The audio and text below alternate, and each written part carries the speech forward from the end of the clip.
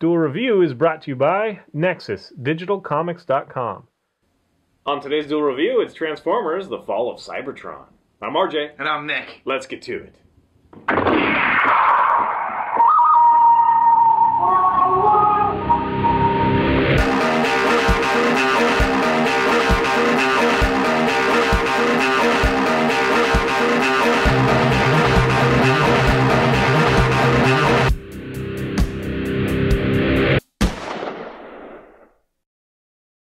Today is August the 28th, and we're taking a look at Transformers: The Fall of Cybertron. That's right. It just recently came out. We're very excited about it.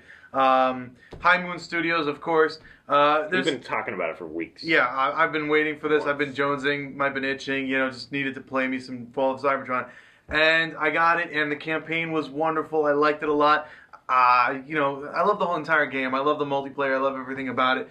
There's just some things that bother me, and we're going to get into those. Now, this is one of those episodes where we're like, we love it, we love it, we love it. And then we bash it. Here's the problem of it. Yeah. Well, yeah, I was going to say grab the other one, but it's off screen. We have the other one, the War of Cybertron, and yeah, we kept comparing the two. I mean, it's hard not to. Anyway, right. I'm sorry. Go ahead. So, I guess bringing in War for Cybertron version, one of the things that I missed, and this had a huge impact on me with the first game, is just interforming with your terrain. So instead of just pulling a switch, which they do in this one, you actually became part of the switch. If you had to use a turret, you melded into the turret, or you can take the turret off and kind of move around with it. Yeah, it was cool because your arm parts move and the gun moves and they combine together. Right, and that was awesome that they completely took away in this one, which really sucks. I hated that. It's really just there aren't those really awesome like Uber rocket launchers or super assault cannons. Just they don't have it anymore, and I'm pissed off about that.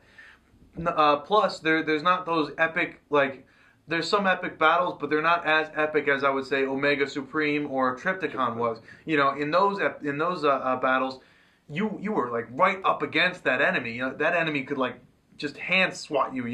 And that was awesome. In this one, not so much. I mean, yes, you have Metroplex, but he's always in the background. I guess there's that one scene where Optimus Prime, when Metroplex first forms and Optimus Prime is right there, and you have to kind of jump off his hand. But that's essentially all the interaction you have with him, other than calling in for air support. And we do get Bruticus, but he's basically just a Juggernaut kind of character for a little while.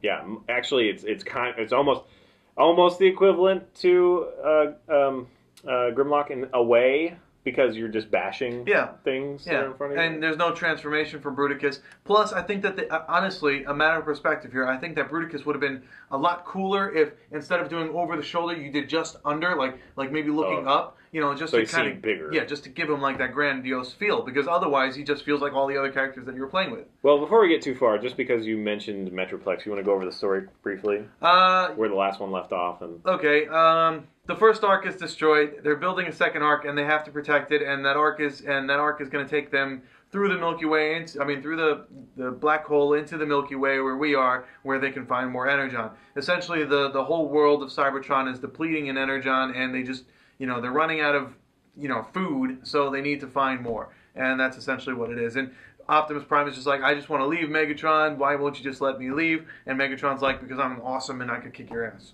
Okay. The first one had, the first, I think, 6 chapters were Autobot or Decepticon. Decepticon, and then the last 6 chapters were Autobot. I might have that opposite. Yes, it is Decepticon first, I believe. Okay. And each one of those, you chose one of 3 characters to play as. Which, if you watch our War for Cybertron review, I complained that you didn't quite know which one you might not see again. Right. I chose everybody but Optimus at first because I figured Optimus would be repeated a couple times, and I was correct. But it's like if you didn't choose Brawl during that one mission, you'd never get to play as Brawl. So that's a little irritating. But they had that choice. In this one, yeah, in this one, it's that you get one character to. Not one character to choose one, but each chapter is a character. Well, that's not necessarily true.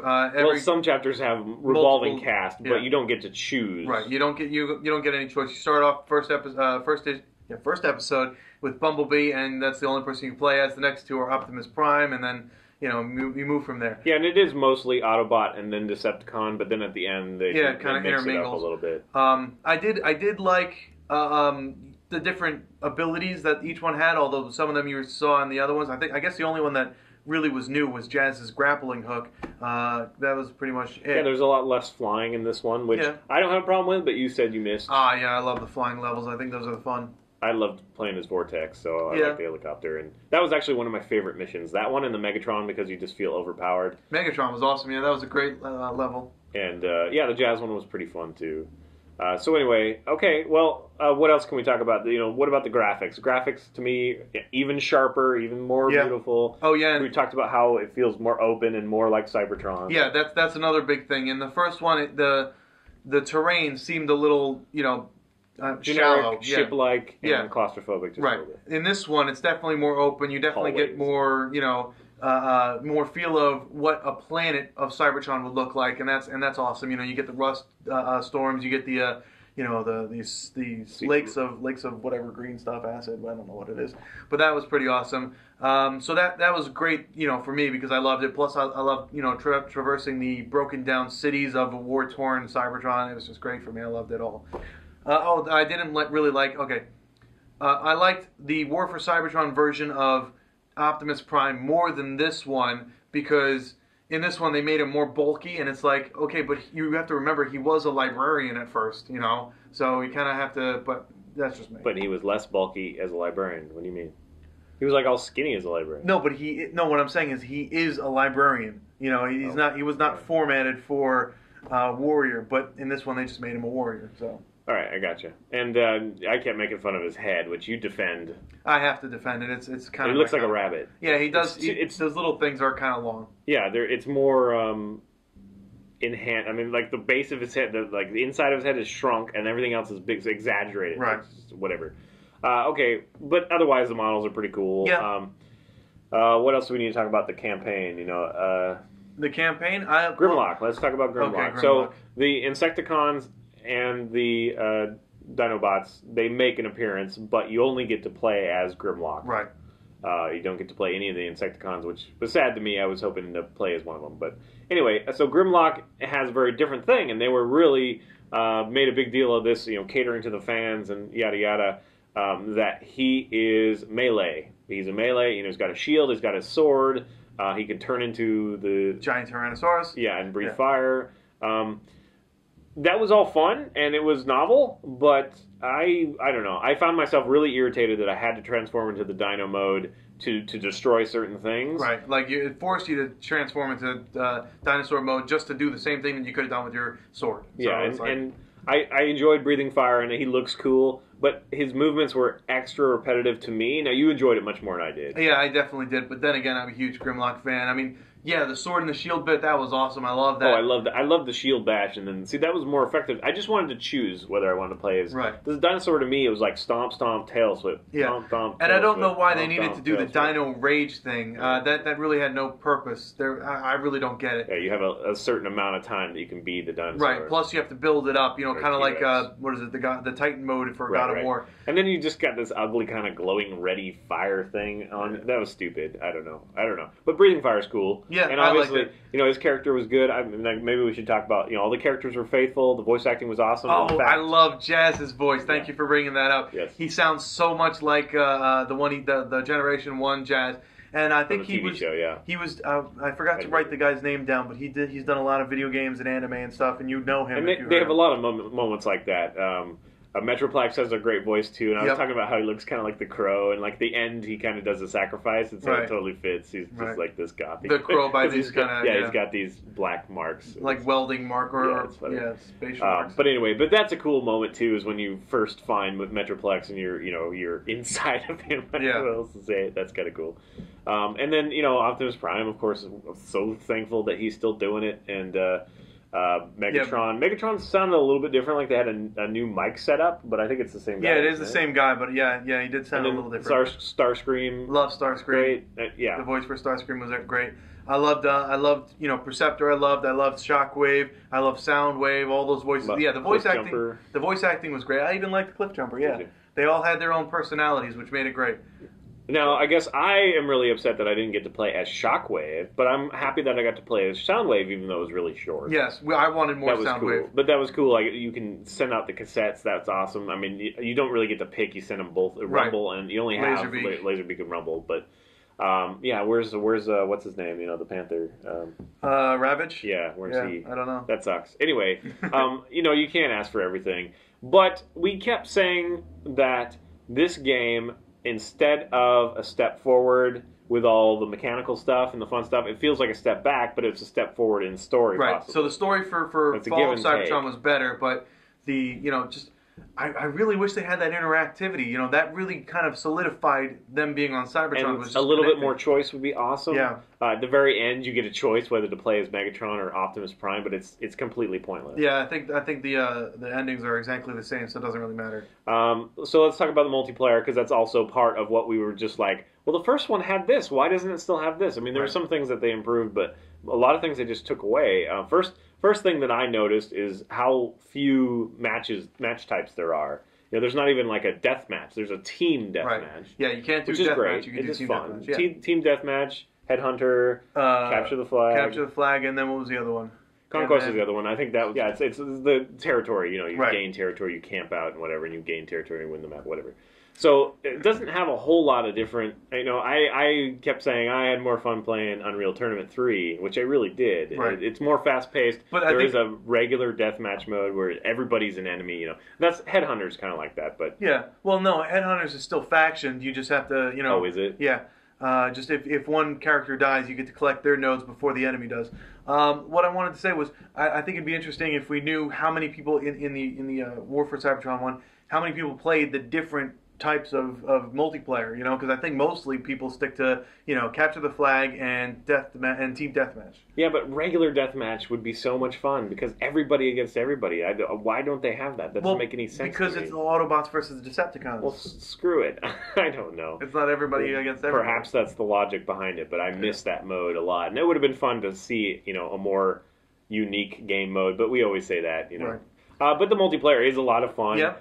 We did complain that we imbalanced. Yeah, I think sometimes. that's just, you know, growing pains. They need to fix that up a little bit. Just, you know, unbalance things, and then every now and then you get an Uber character that you can't beat, even though you shot like 150 times. And the thing is, too, like, how can they set up matches to be well balanced when you can always pick from your four? Because you could have one that's super high level and one that's low level. How do they know? They don't. Yeah, They're just kind of random, dude. But the worst was when I was on another team. We were playing Capture the Flag, I think. I was on one team with one other dude. Yeah. And he was on a team with like 4 other guys, and like one of them was overpowered. It was just not fun. And then I got a message saying, you know, from the other guy, like, not screw him. you. He's like, screw you. I was like, I didn't make the team, so, you know, what do you want from me? Yeah. So definitely some imbalance there, and we did run into one uber powerful that just we could not beat. And the thing is, Scaffy, we're talking to you. No, it wasn't him. He was good. It was that Joey whatever. Oh, Johnny Danny or something like that? Danny Joey whatever. Yeah. Anyway, the thing is that you don't score much with those. You get like 500 experience points through the whole match. What it should be is if you hit an uber powerful, you should get extra points or something like that, or a kill certainly. Yeah. You know, because that way at least you know you're not going to win the total match, but it becomes let's take this guy out. Right. That would be more fun than not. I mean, because right now it's just like, okay, well, do I want to leave and start a new game and hopefully I don't get the same lopsided setup or whatever? I don't know. Anyway, what else needs to be said about it? What did they take away? Well, one of the things that I liked from War for Cybertron was the kill streaks. You know, depending on your class and the number of kill streaks you get. So if you get kill three people, you as a scout, you might get the orbital beacon or something like that. You know, that's gone, or at least I didn't see it. You know, maybe I didn't get a high enough kill streak, but it used to be 3, 5, and then 7. And I got 3, I got 5, and I don't think I ever got 7. But I didn't get that kill streak. You know, if you get a certain high one with like the tank, you get like this really cool like super uber gun. You know, War for Cybertron. Yeah, in War for Cybertron, it's just I missed that. Why did they take that away? And then like in the campaign in this one you can upgrade your guns, but there's none of that in the multiplayer. In fact, there's only like 3 or 4 guns that you can choose from. Period, and that really sucks. Right. Well, of course, it's dependent on class. So there are 4 different classes. There's the scientist. There's the Titan. There's the what's the middle one called? You have the scout, or not scout. you have the hold on. Infiltrator, Destroyer, Titan, and right. Scientist. Yes, very good. There you go. And Scientist is the only one that flies. Right. But they kind of feel cheap at some point. They also heal, but it's one of those. But things, they don't heal themselves; they heal others. Well, fine. Yeah. That's fine. But. One of the things that I wanted to say, and speaking about customization, is yes, they've given you the ability to change elbow pads and all that other crap. But it's kind of superficial, because what I really wanted was the scheme that the first one had, where in this one, Fall of Cybertron, you have the ability to get 2 of 4 guns, but each gun you can only allow 1 power up, and you're only allowed two per match. But in addition, you can only choose one. How am I saying this? One special ability. So for the Infiltrator, it'd be the cloak or the EMP grenade. And then you can only choose 1 power-up for that. And I don't think that's how they did it in the first one, but now that I'm saying it out loud, it might be. Yeah, it just seems like there should be more choice. Right. If they could just move a little bit of a couple of things from the campaign, I don't see why that would be such a problem. But maybe, again, they knew that it was going to be imbalanced, and so they just kind of limited it as much as possible. I don't know. It's one of those things that I don't think it was prematurely released or anything, because they definitely took time for graphics and all that, but it's just not quite as good as we hoped. Now, It is a fantastic game. Yes. It's well worth your money, especially if you want to, get in there and do the multiplayer. And fight with us. You do it now because, you get the most people online at one time, so that's a lot of fun. It is definitely worth it. But I have to say, overall, I think I liked War of Cybertron was more of a special experience for me. And possibly just because it was the first one. Yeah, but I missed some of the story. I would miss, if I just played that, I would miss some of the story that's in Fall of Cybertron. But overall, it was a more pleasant experience for me. Right. And again, the epic battles, and I'm not, there were some epic battles, but you never had to fight. Yeah, in the first one there was, but in this one you never had to fight Metroplex. You did have to fight this really cool cargo ship. Well, you didn't really have to fight it, but you had to take it out with Swindle. Yeah. But even, it was grandiose, and the tires were huge, and it was cool driving underneath it. But even that kind of had its moments. There were some really cool moments. Don't get me wrong, but it just it just would have been so magical if they hadn't pulled back on the rest of the stuff. Right. It would have been so freaking amazing. Yeah. So anyway, but we're certainly hoping that they go to Earth and do another game. That would be awesome. That would be so. Or fun. even in between. I'm thinking. I'll pre-order right now. Story wise, I'm thinking in between something can happen. Yeah. But anyway, follow the More Than Meets the Eye storyline in the comics. Yeah. Well, that's kind of post-war, but yeah. Yeah. All right, guys. I think that's it. Subscribe to YouTube and check out all our playlists. Dual Review and Game Labs has been a lot of fun. Fover and Moonflower, awesome. All right, thanks. And please leave comments. We love comments. And you can help support us by buying our wares at spiderwolf.com. That's right. Card games, T-shirts, all that good stuff. Thank you. More to come. See you later. Oh. Damn it. There you go. I had to take my time. I had to ease it. I had to lean into it, Good job. Watch out for the kickback there. Kickback. I wish I could have played this. I wanted to talk about the Insecticon. DLC, but I guess it doesn't really matter. No, go ahead. Okay, DLC. There's the multiplayer Havoc pack out right now. Dinobot Destruction is coming. Massive Fury something or other. It's also coming. So you get to play as Dinobots in multiplayer. You get to play as Insecticons in multiplayer. And you also get other skins. Oh, and Hound somewhere in there.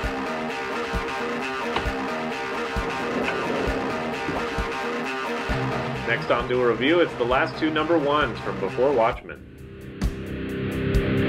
I like how I just sit there nodding. Like a bobblehead. They kind of weirdly turn. Yeah. Because the spring is kind of moving them a little. On today's Duel Review, today is August the 28th, and we're going to review Transformers: The Fall of Cybertron. Are the Transformers more than meets the eye? Yes, they are. Do it again.